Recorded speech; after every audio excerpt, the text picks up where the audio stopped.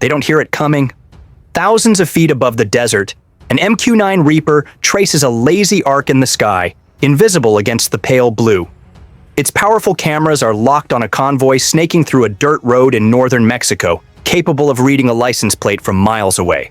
Below, cartel gunmen ride confident, convinced the empty air means safety. Every movement, every heat signature, every burst of radio chatter is being recorded, analyzed, and transmitted in real time to a U.S. operations center hundreds of miles away. The operators know who they're watching, where they're going, and what's in the trucks. This is the promise and the tension of using U.S. drones to track and eliminate cartel targets in real time. The technology is already in place.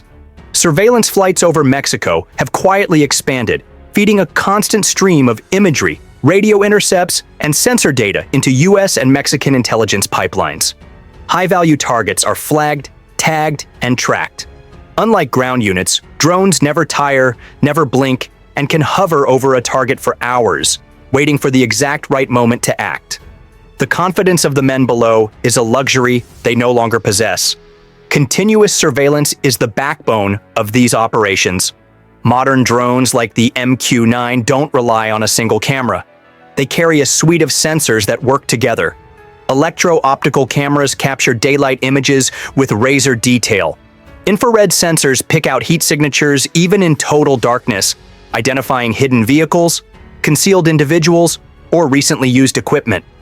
Synthetic aperture radar can pierce through dust, smoke, and light cover to detect movement. Radio frequency detection and signals intelligence tools capture the chatter, encrypted or not, between cartel operatives. All of it streams in real time to analysts who can cross-reference it with human intelligence reports from informants on the ground.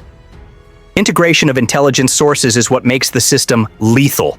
A drone operator may spot a suspicious vehicle, but only by fusing that visual data with intercepted messages, GPS pings, and human reports can they confirm it's carrying a high-value target.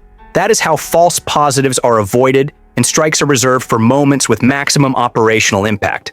This layered intelligence means the U.S. can prioritize not just any target, but the exact ones that disrupt logistics, leadership, or weapons distribution. They built their empire on secrecy, but we have simply made their secrets our own. When armed action is authorized, precision strikes come into play. Reapers can carry AGM-114 Hellfire missiles or guided bombs, weapons designed to destroy a specific vehicle or building while leaving the surrounding area largely intact. Before we get to that, I need your help. I'm trying to hit 50,000 subscribers by the end of the year, and I need your help. So I would really appreciate it if you could subscribe and help me out. The goal is surgical elimination. Remove the target, avoid civilian casualties, leave minimal physical footprint. With a drone, the gap between identification and engagement can be minutes, not hours or days. If a cartel leader leaves a meeting unexpectedly, the drone can track, follow, and strike before the opportunity vanishes. Their window of opportunity is our window of engagement. The catch is political. Conducting drone strikes inside Mexico is fraught with legal and diplomatic risk. In most scenarios, U.S. drones operate in a surveillance role, feeding targeting information to Mexican forces for the final action. Direct U.S. strikes require either explicit permission from Mexico's government or covert execution, both rare, both controversial.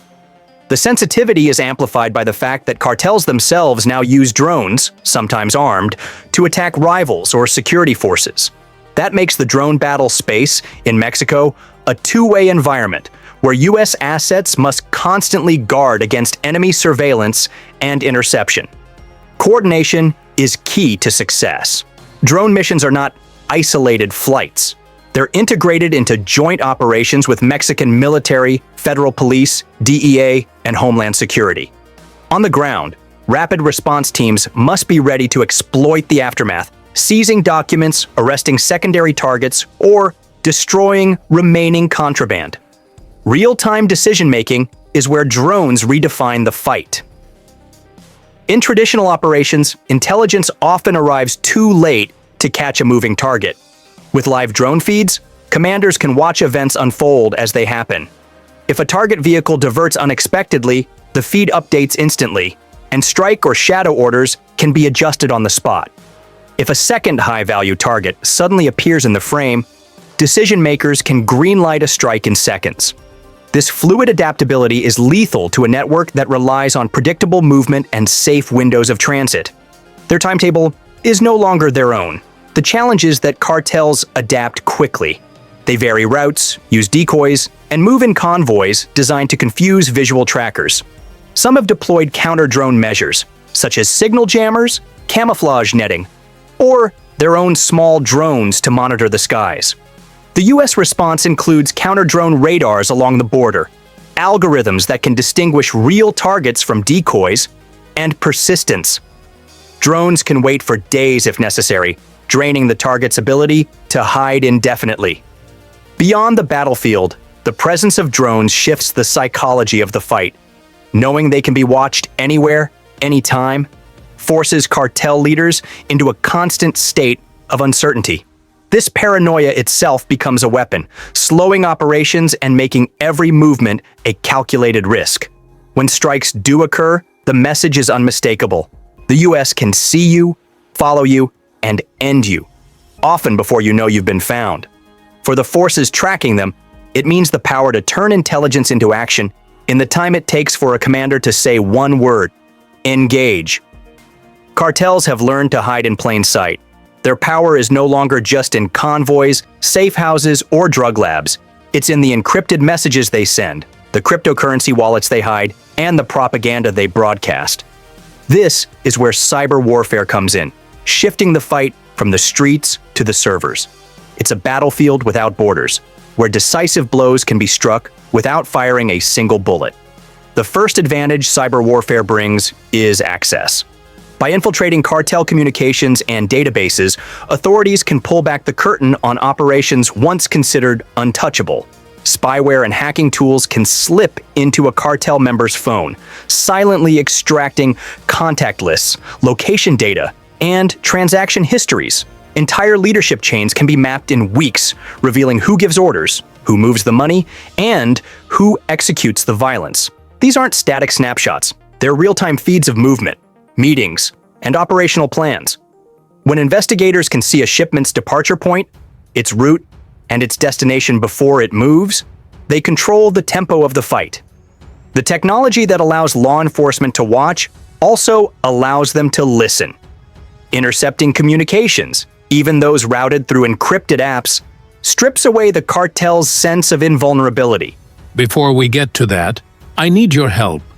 I'm trying to hit 50,000 subscribers by the end of the year, and I need your help.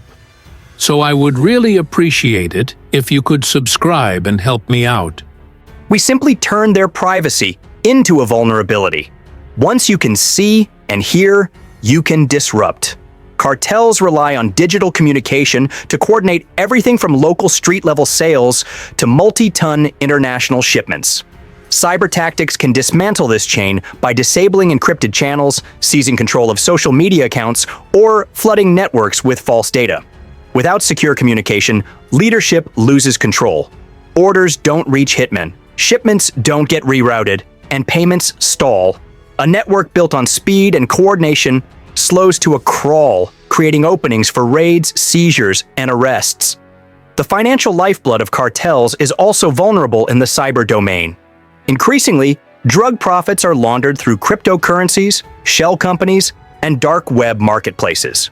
Cyber warfare tools can pierce this veil, tracing blockchain transactions to real-world identities, freezing accounts mid-transfer, and seizing funds before they vanish through offshore havens. Forensic cyber analysis can unravel entire laundering schemes and identify the brokers, corrupt officials, and complicit businesses behind them. When millions vanish overnight, it is a public display of weakness that emboldens rivals and undermines loyalty within the cartel's ranks. Their digital fortress, it turns out, was made of glass. But this is not a one-sided fight. Cartels have begun to weaponize the digital domain themselves. They hire hackers to breach law enforcement databases, monitor police movements, and even plant misinformation in public channels. Some have deployed their own spyware to track rivals or intimidate journalists. That means cyber warfare against cartels must also be defensive, shielding government networks from intrusion, safeguarding informant identities, and countering digital propaganda before it spreads. The propaganda war is a front of its own. Cartels flood social media with videos of their firepower, messages of intimidation, and glamorous portrayals of narco-culture. Cyber warfare can dismantle this influence by removing content, suspending accounts, and replacing intimidation with exposure, pushing out footage of cartel defeats, seized assets, and the human cost of their trade. Every post removed, every recruitment channel shut down, denies them the narrative control they depend on to maintain fear and loyalty. What makes cyber warfare uniquely powerful is how it amplifies other forms of action. Intelligence gathered online can guide special forces to a target house, ensure a drone strike hits the right vehicle, or direct a maritime interdiction to the exact coordinates of a smuggling vessel. Cyber operations make these kinetic strikes faster, more precise, and less risky. Instead of sweeping entire neighborhoods, forces can hit a single building. International cooperation is critical here because cartel networks stretch across continents. Cyber warfare thrives when countries share intelligence and synchronize operations to seize and freeze assets across borders. A cartel leader's cryptocurrency wallet in Europe and a stash house server in South America can both be targeted within hours when the right partnerships are in place. We have simply made their invisible world visible and their digital assets intangible. Cartel hideouts are designed to vanish in plain sight. Camouflaged safe houses, jungle compounds, fortified ranches. They rely on secrecy and the assumption that by the time an attack is underway, it will be too late for the attacker to act with precision. Precision-guided munitions, PGMs, erase that assumption. They turn the concept of hidden into an illusion, striking without warning and with surgical accuracy that makes escape almost impossible. Unlike unguided, dumb bombs that follow a fixed ballistic path, PGMs are built to think mid-flight, adjusting, correcting, and refining their trajectory as they close in on their target. Whether they're guided by GPS, laser designation, infrared imaging, or active radar homing, these weapons can strike within a few meters of their intended aim point.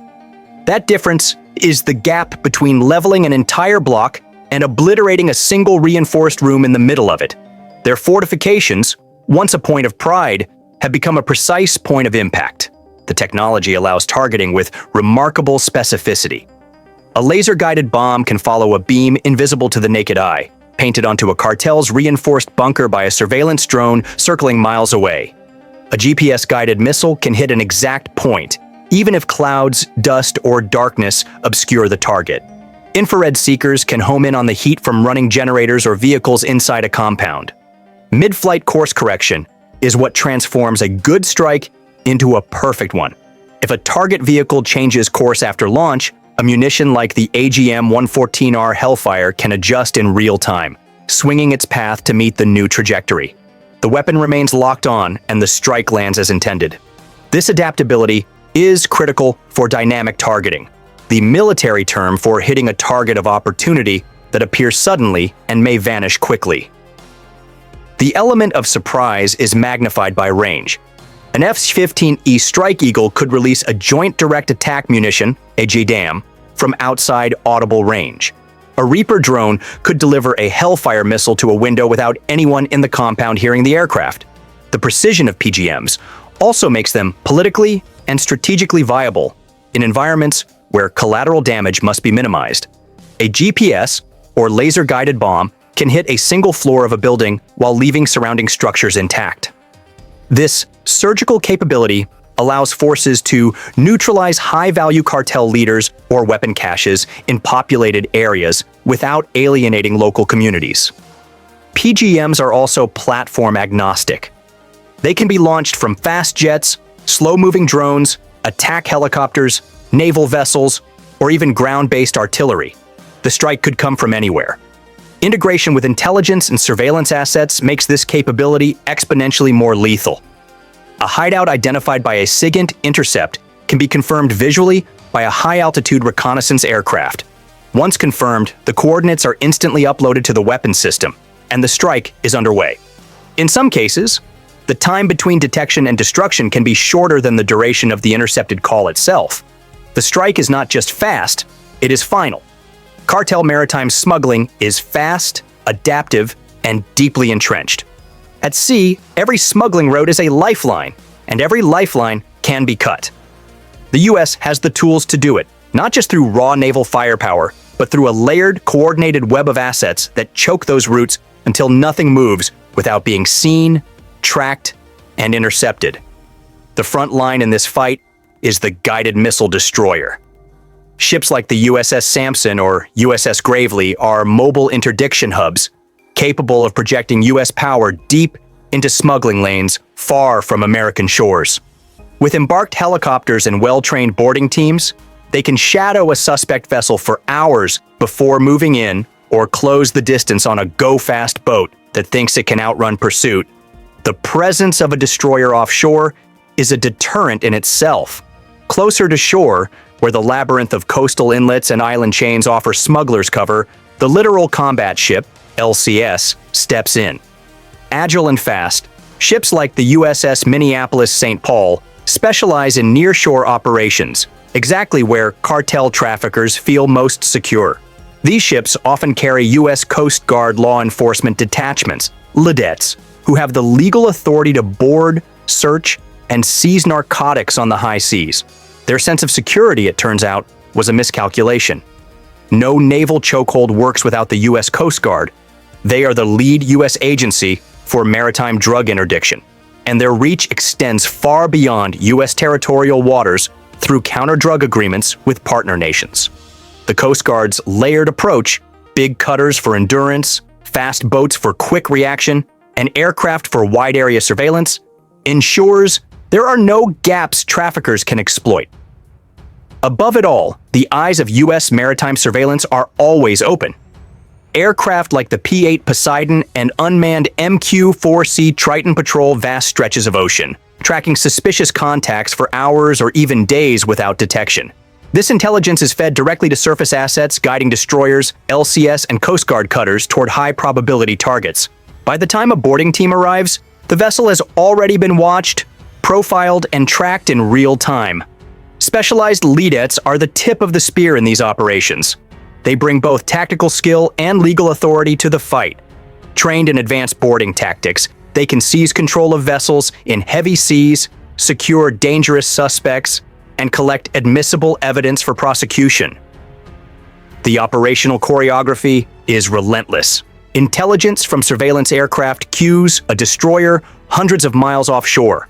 That destroyer launches its helicopter, which intercepts a high-speed boat and uses precision rifle fire to disable its engines.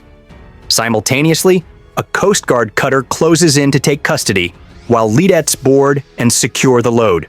Cartel go-fast boats, semi-submersibles, and fishing vessels all face the same problem: speed and stealth work only until detection.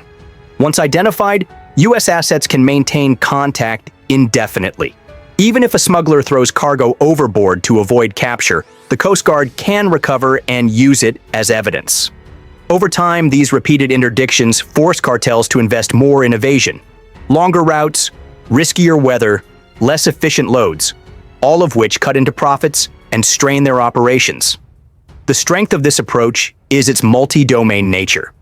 Surface ships physically intercept and board vessels, aircraft see far beyond the horizon, and special teams execute precision seizures with legal backing. Each asset on its own is formidable. Together, they form a seamless interdiction system that can operate day and night across thousands of miles. The message to cartels is unmistakable. There is no point along your maritime route where you are beyond reach. For the cartels, the psychological impact is just as damaging as the material losses. The knowledge that a destroyer could appear hundreds of miles offshore, that a P-8 could be shadowing their vessel unseen, or that a Coast Guard helicopter could disable their engines in seconds changes their entire risk calculation. The balance of power at sea has simply shifted. At over a mile away, The man at the table has no idea he's already dead. He laughs with his bodyguards, oblivious to the fact that a US Special Operations sniper team has spent days tracking his every move, studying his routines, waiting for the single moment when the shot will end his reign. This is how elite sniper teams take out high-value cartel targets, silently, surgically, and with a precision that rewrites the rules of engagement. The foundation of this capability is hardware, extreme long-range platforms purpose-built for this kind of mission.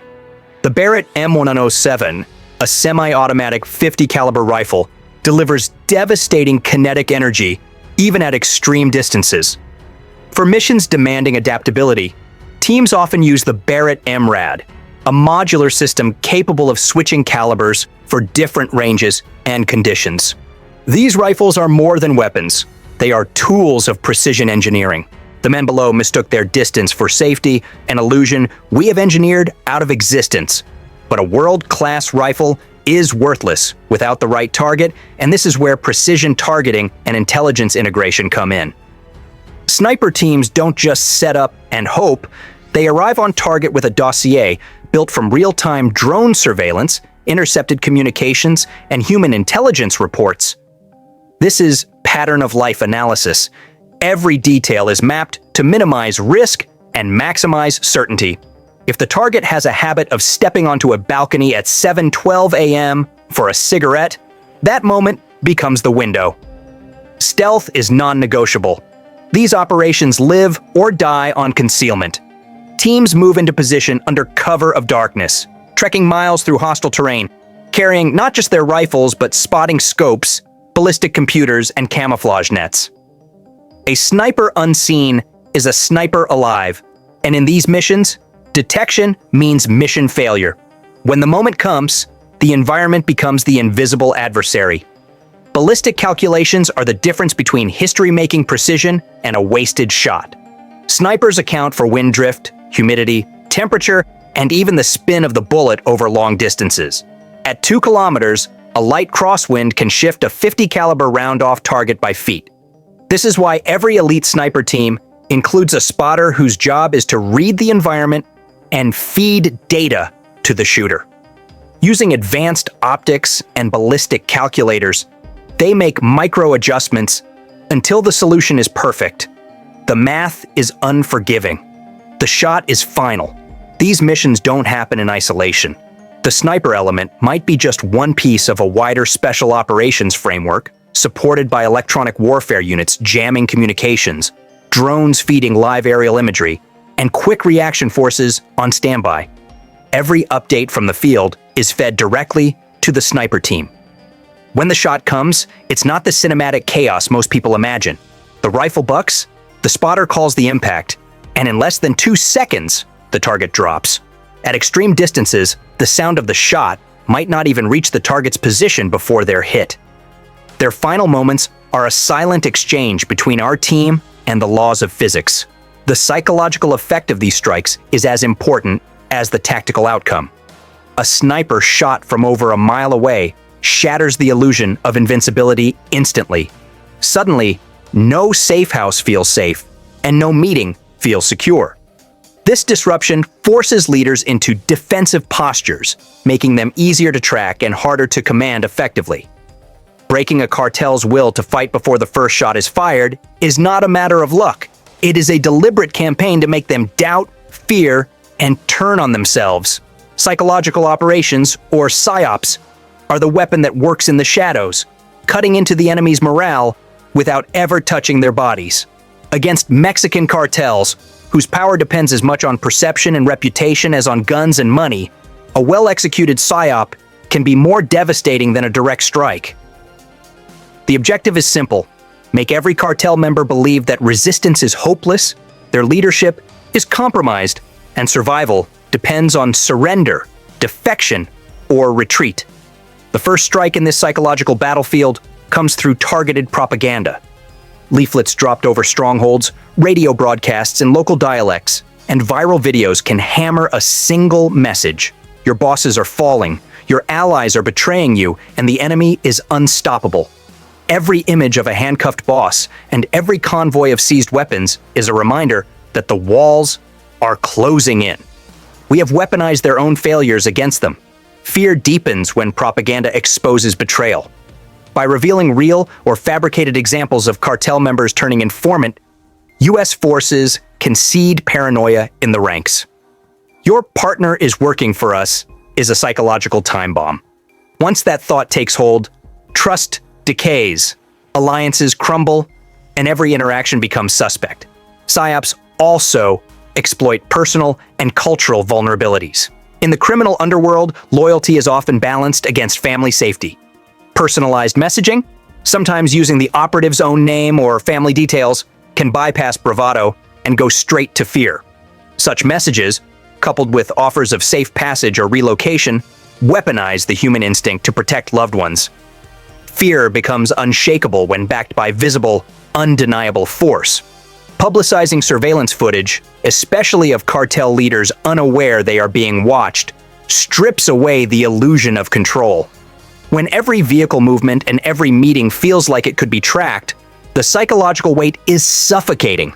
This is not about proving military superiority, it's about making the opponent believe that the fight is already lost. We are not simply fighting their soldiers, we are fighting their morale. Undermining leadership authority is critical. Disinformation campaigns can suggest that a leader is negotiating with the enemy, hoarding resources, or fleeing the country. Even baseless rumors can destabilize a leader's grip if repeated enough within the network. An operation that makes a feared leader look weak or cowardly can dismantle years of cultivated fear in days. Cartels rely on secure communications, propaganda of their own, and carefully managed reputations online. Disrupting those channels, hacking social media accounts, flooding messaging groups with false orders, or leaking sensitive information creates chaos. If a cartel cannot trust its own communications, operational tempo slows, mistakes multiply, and morale suffers. Misdirection becomes a force multiplier.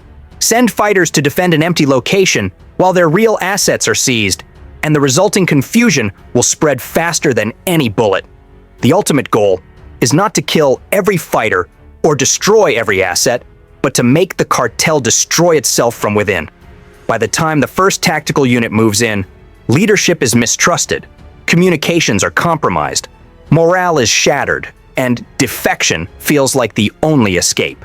Fear, mistrust, and doubt become the U.S. military's most effective allies.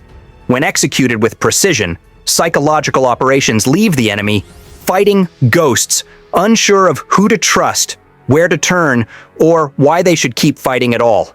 In that mental vacuum, collapse is not just possible, it is inevitable. Cartel hideouts are designed to vanish in plain sight. Camouflage safe houses, jungle compounds hidden under tree canopies, fortified ranches bristling with guards. They rely on secrecy, local intimidation, and the assumption that by the time an attack is underway, it will be too late for the attacker to act with precision. Precision-guided munitions, PGMs, erase that assumption. They turn the concept of hidden into an illusion, striking without warning, with surgical accuracy that makes escape almost impossible. The foundation of this capability is the PGM's guidance system. Unlike unguided dumb bombs that follow a fixed ballistic path, PGMs are built to think mid-flight, adjusting, correcting, and refining their trajectory as they close in on their target. Whether they're guided by GPS coordinates, laser designation from a drone, infrared imaging that locks onto heat signatures, or active radar homing, these weapons can strike within a few meters of their intended aim point. That difference is the gap between leveling an entire block and obliterating a single reinforced room in the middle of it. The technology allows targeting with remarkable specificity. A laser-guided bomb, for example, can follow a beam invisible to the naked eye, painted onto a cartel's reinforced bunker by a surveillance drone circling miles away. A GPS-guided missile can be programmed with coordinates taken from a real-time intelligence feed and still hit that exact point, even if clouds, dust, or darkness obscure the target. Infrared seekers can home in on the heat from running generators or vehicles inside a compound. This diversity in guidance methods means that environmental conditions, fog, rain, night, do not negate the strike capability. The mountain, once their shield, has become a monument to their miscalculation. Mid-flight course correction is what transforms a good strike into a perfect one. Cartel leaders may think that moving vehicles or relocating within a compound during an incoming attack will save them. PGMs remove that margin for survival. If a target vehicle changes course after launch, a munition like the AGM-114R Hellfire can adjust in real time, swinging its path to meet the new trajectory. If wind gusts or thermal currents shift its flight path, onboard sensors and control fins make the corrections instantly. The weapon remains locked on, and the strike lands as intended. This adaptability is critical for dynamic targeting, the military term for hitting a target of opportunity that appears suddenly and may vanish quickly. Imagine a cartel convoy leaving a safe house just minutes after its location is confirmed by drone surveillance. A PGM can be in the air within moments, launched from an aircraft loitering over the horizon. From the first warning to impact, maybe less than 5 minutes. Not enough time for the convoy to disperse, take cover, or escape the blast radius.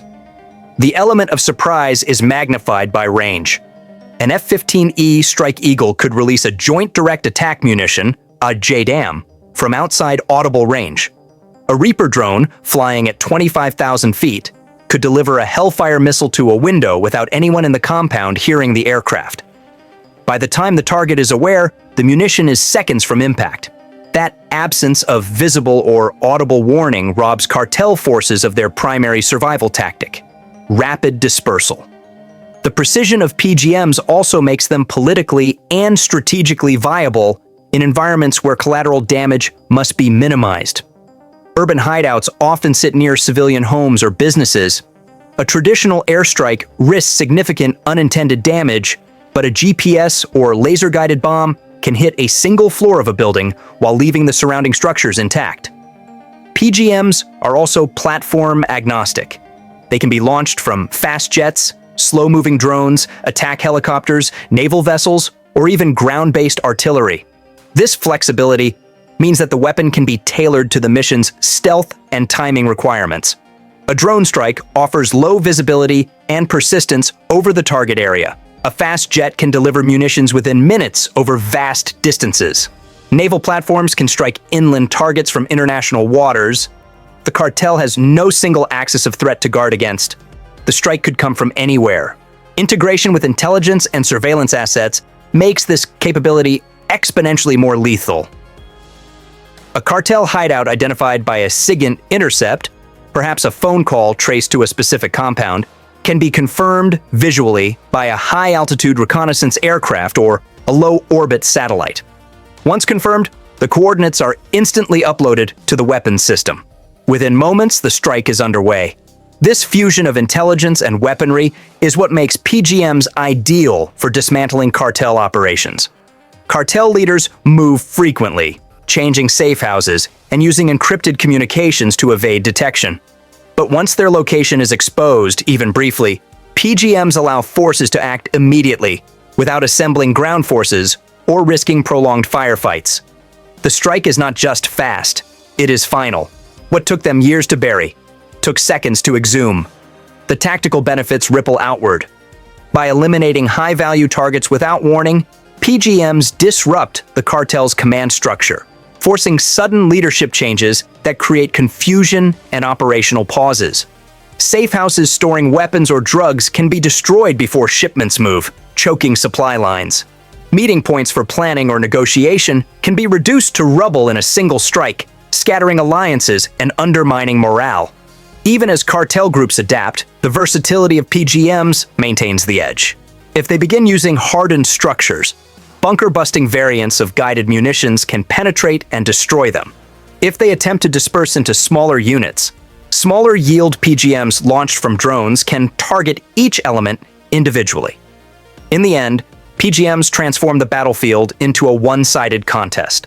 The cartel may never see the platform that launched the strike, may never hear the munition approaching, and will have no meaningful opportunity to respond once the weapon is inbound. The first sign of attack is often the explosion itself. This is not warfare as the cartels understand it. It is an execution of precision speed, and inevitability.